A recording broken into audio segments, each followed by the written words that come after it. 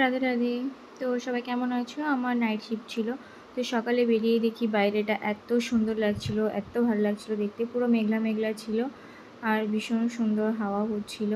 মানে যেটা মানে আমার এত ভালো লাগলো যে আমি আর ক্যামেরা বন্দি না করে থাকতে পারলাম না। তো টাটা কোম্পানির বাইরের মানে আমার তো কোম্পানির ভিতর থেকে বাইরেটা বেশি ভালো লাগে। বাইরেটা অনেক অনেক অনেক সুন্দর, খুব সুন্দর বাইরেটা। তো আমার খুব ভালো লাগছিল। তো তারপর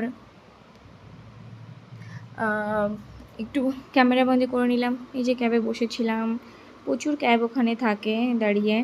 তো যেহেতু আমাদের সকালে 6টায় ছুটি হয়ে যায়, কিন্তু ক্যাব ছাড়তে ছাড়তে অনেক লেট করে। তো প্রায় মানে 1 ঘন্টা আগে যেতে হয়, আবার 1 ঘন্টা দেরিতে আসতে হয়। মানে 10 ঘন্টা ওখানেই এমনিতেই চলে যায় এইভাবে। তো তারপর এই যে দেখতেই পাচ্ছ, এটা টাটা কোম্পানি। খুব সুন্দর লাগছিল ভিউটা দেখতে বাইরে থেকে। বাইরে থেকে দেখে হয়তো এত ভালো লাগতে পারে, কিন্তু সত্যি বলতে আমার ভিতরে খুব একটা ভালো লাগে না।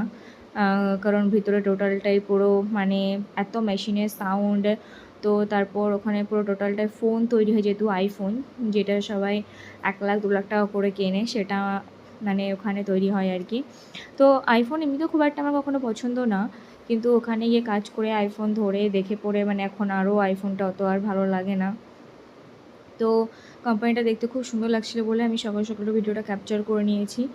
যেহেতু ক্যাব ছাড়তে অনেক লেট হয়, তো কী করবো ভাবছিলাম, তাই ভাবলাম যে চলো একটু কোম্পানির ভিডিওটা করে নিয়ে যাক। তো তারপর এই যে আমি ভিডিও করে নিয়েছিলাম। তো ভালো লাগছিলো দেখতে বেশ। তো চলো, টাটা।